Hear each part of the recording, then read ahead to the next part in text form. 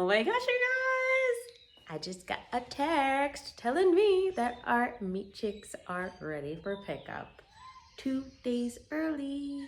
We ordered 20 meat birds from a local hatchery that's in our area.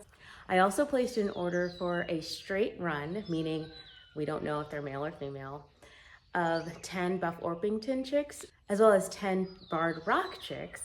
Those are scheduled to arrive next week.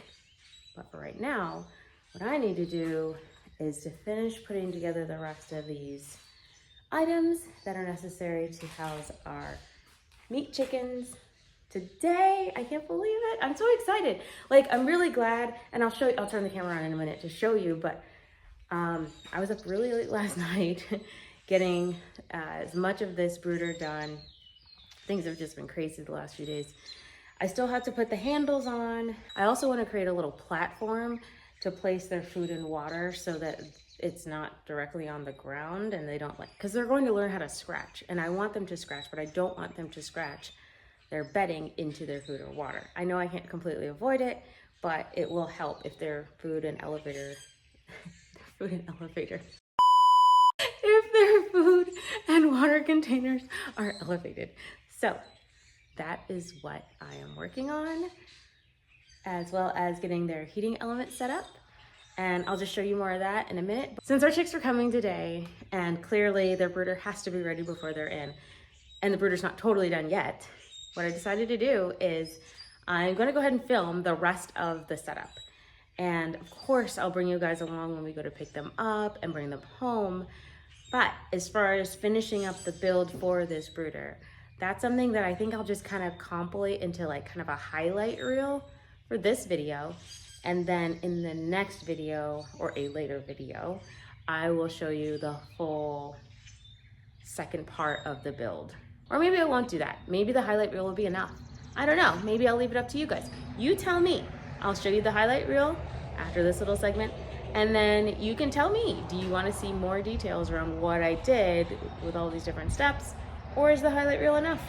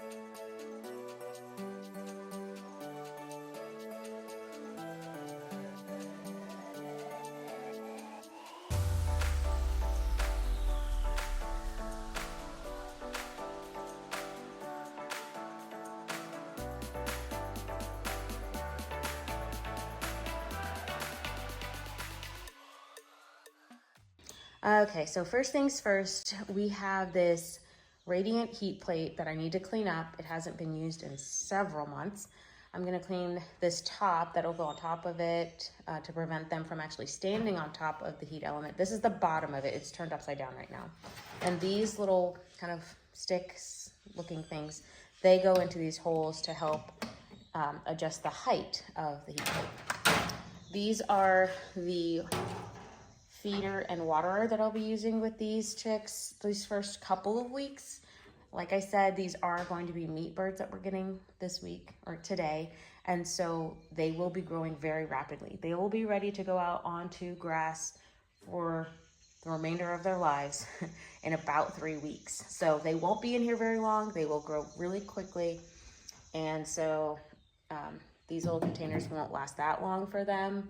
I will have to replace it with a larger feeder and water, probably within a week and a half. But in the meantime, I will be using a couple of quart-sized mason jars, which, in case you didn't know, when you purchase these waterers and feeders from like a Tractor Supply or order it online from Amazon, oftentimes they will come with like a plastic quart-sized container. I don't know if I have one nearby right now. Oh, I do. Nope. Is that? Yes, I do. Okay, yeah. So they normally come with a quart-sized plastic container like this one, but I found that I prefer to use these glass mason jars whenever possible, simply because it's just, I feel like it's easier to clean and more sanitary and reusable. And I only use these specific ones for the chicks. I don't use them in my home. But I just prefer this method. It's just easier, in my opinion, to just keep them clean and more sanitary. So let's see. And I don't know why I have these tin snips here. I don't need those. But I also have a couple of rags and some gloves. I have a bucket here. Probably can't really see it, but I have some water and I added vinegar to it. I'm going to use that water vinegar solution to just clean all of these things before placing them inside of the brooder. Oh, in case you didn't know, with these feeders, you can actually take them apart at the bottom, like that. Normally when I'm washing any kind of dishes, I don't actually wear gloves. Like for example, in my home, I don't wear gloves usually to wash dishes. And even when I'm cleaning out things like buckets and things like that for the chickens, I don't usually wear gloves. But I cannot stand how these types of cloths, these microfiber cloths or whatever they're called, I can't stand how they feel on my hands. I'm the only one that feels like it just kind of pulls at my skin. Like it just feels like it dries it out. I don't know. It just doesn't feel comfortable. I can't, I do not like the sensation of these rags. These are actually brand new because I couldn't find the ones that I used last season, and these have been cleaned. So what I do is, especially in the first day or first few days that we have the chicks, I usually will put some sort of electrolyte powder in here, mix it up with some filtered water, and then I put the top right here on top, twist it on like this, and then I'll invert it. And it just, you know, comes right out of this little hole right there. So, great. And then same for the feeder. So, with feed, it's a little bit different because I do like to maximize the amount of feed that I give them in a single container.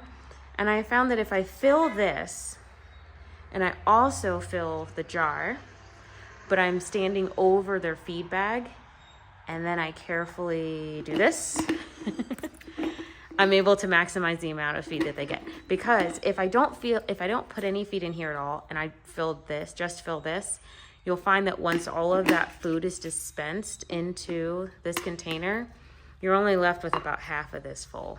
And I just feel like that's kind of silly. It just causes me to have to refill it faster. At the top, I don't really need to clean it, but I will just because I don't like the dust that's on it. So just wipe the dust off. I'm gonna go ahead and set this up. Where you see this black kind of rubber end, that's the bottom.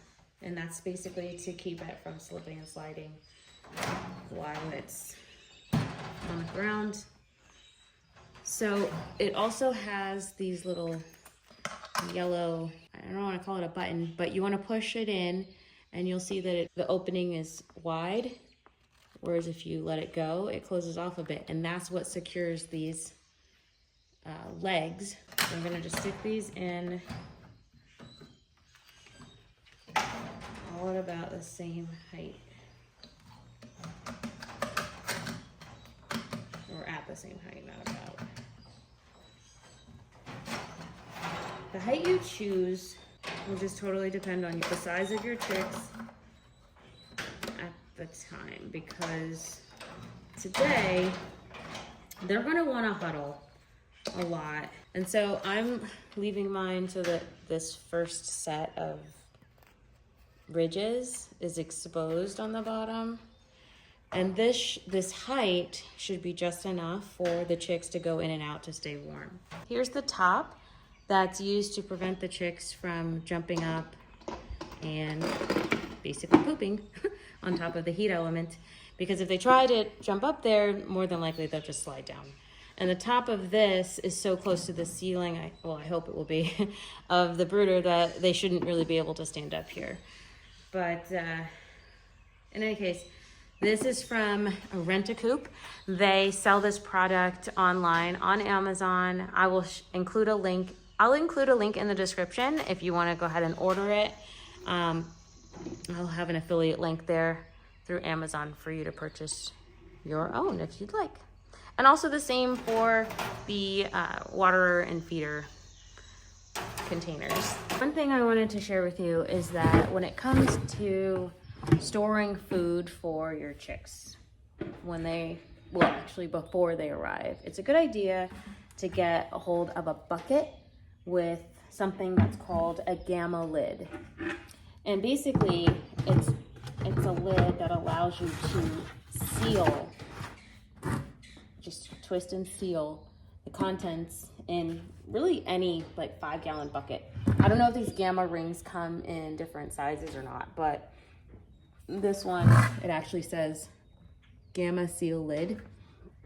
There are others out there that are sort of imitations of it. And I fell victim to purchasing one of those. I don't even remember where I got it, but it stunk and I don't use it. And I'll show you why.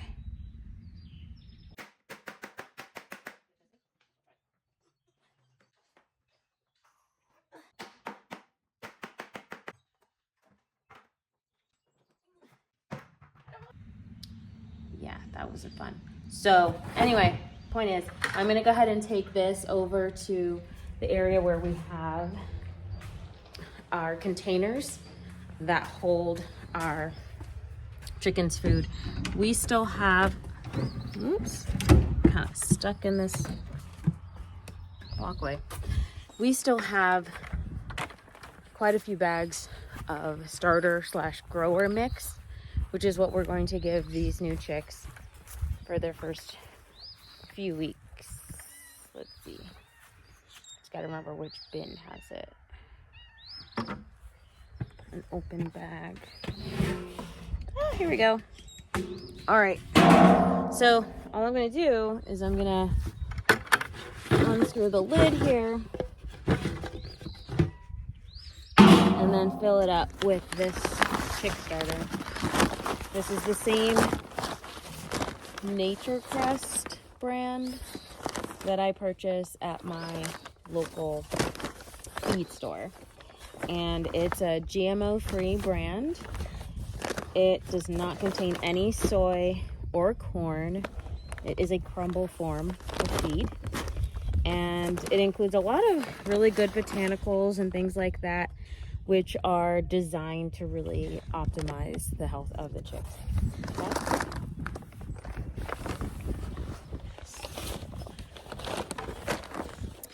Look who's decided to join me.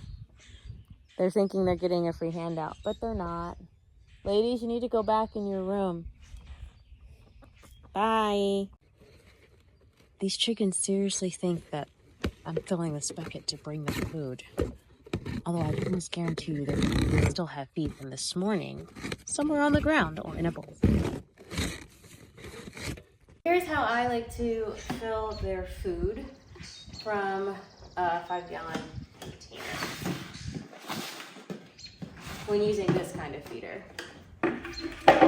So I like to first fill out the base. I just kind of dip it in there and just fill it up as much as I can, like that. And then I'll just dip my quart-sized container. So I get it to almost, not quite full, but almost full. Then I try to match them up and minimize the amount of feed that gets lost in the process. So you can see the level comes down a little bit. But if I had only filled this quart-sized container and not put any feed in here on the bottom, it would have dropped down to almost here. So that's why I use this approach. One of the convenient things about this brooder is the ability to store items below it. We have food, water, we have warmth, and now, well, no, obviously the shelter, right? This brooder. The next thing we need for these chicks is their bedding. Now for the first day, I like to use just regular paper towels to line the entire floor of the brooder. This is because it really helps call out the difference between what will be their bedding and their food. Their food, it's, as I showed you before, they're crumbles. They're like a medium tan brown color and very small. We want to make sure that we can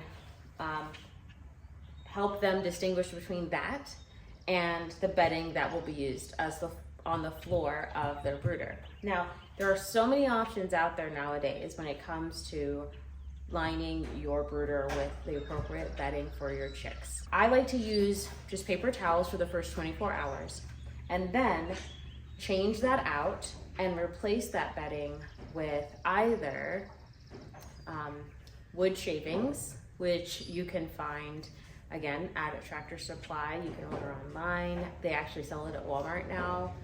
And you want to make sure that they are pine, not cedar. You do not want cedar wood shavings anywhere near your chickens because the aromatics of the cedar is just too strong for these chicks. And we don't want to put them in danger when they're just arrived. So after the first 24 hours, you remove the paper towels.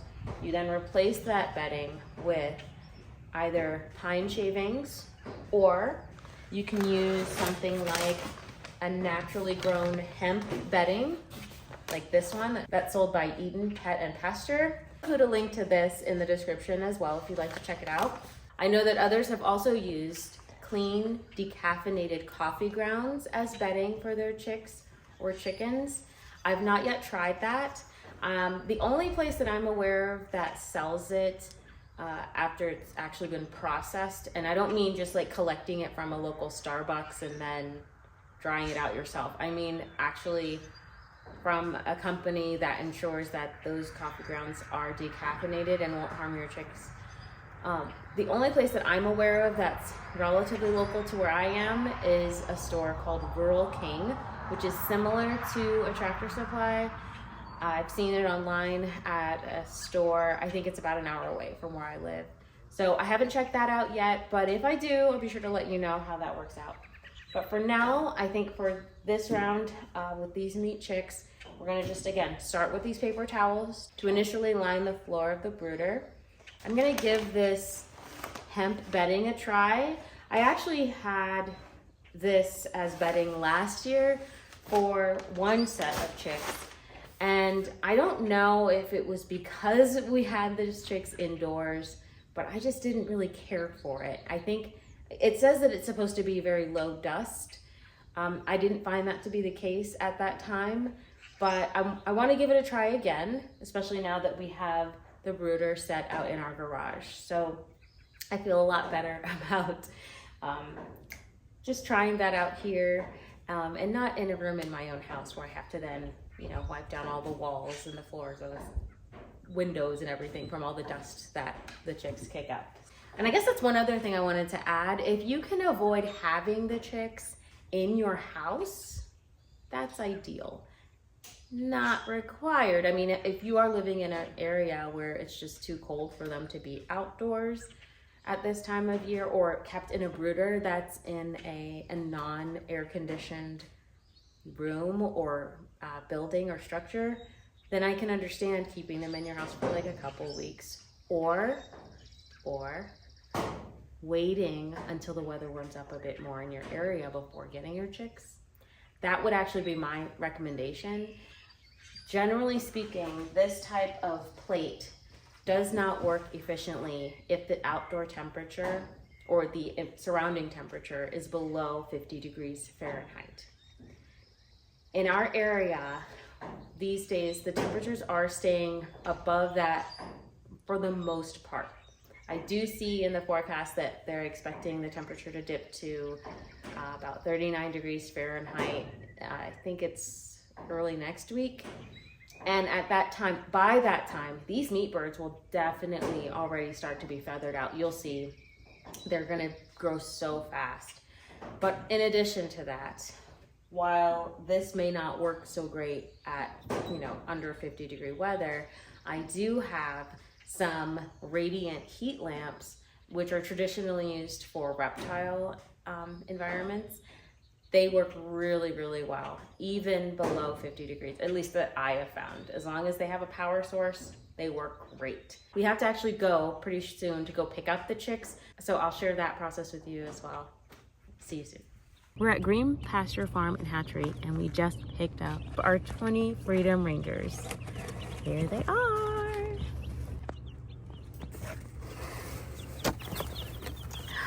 There they are. There are 10 on this side, 10 more on this side. It's so exciting. We're back home.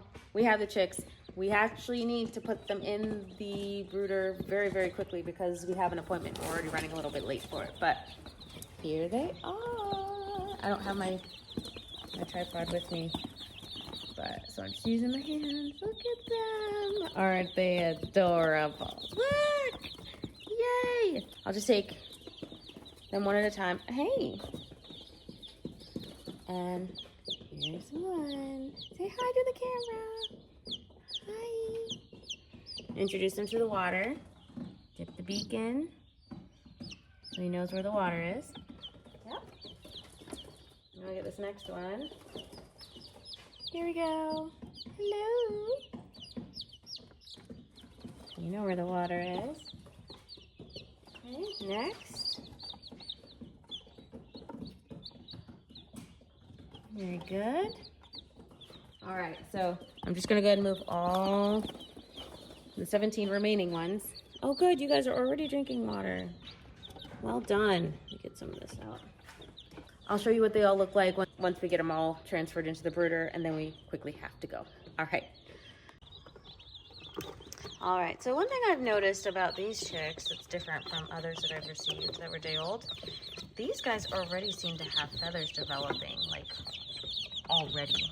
And I don't think that that's typical of day old chicks, like at least that I've received in the past. Usually these little wings, usually they come as just complete fluff balls, and then it's usually by like day 3 or 4 that you start to see some wings developing on the meat birds. Now again, this is my first time actually raising Freedom Ranger color yield broiler chicks, which is what these are. But I don't know, I'd be interested to find out if there are any of you who are watching who've also had this type of chick before, received them from a hatchery. Did they also have feathers already developing at 1 day old? I'm guessing they may be about technically 2 or 3 days old, but isn't the color pattern on this one just adorable? Love it. Anyway, so it'll be interesting to see how these guys develop. In case you haven't watched part 1 of this DIY chick brooder build, go ahead and click on this video. And remember to let me know in the comments if you want to see a longer part 2 of this DIY build in a future video. Thanks again for watching. Remember to be blessed and be a blessing to others. Until next time.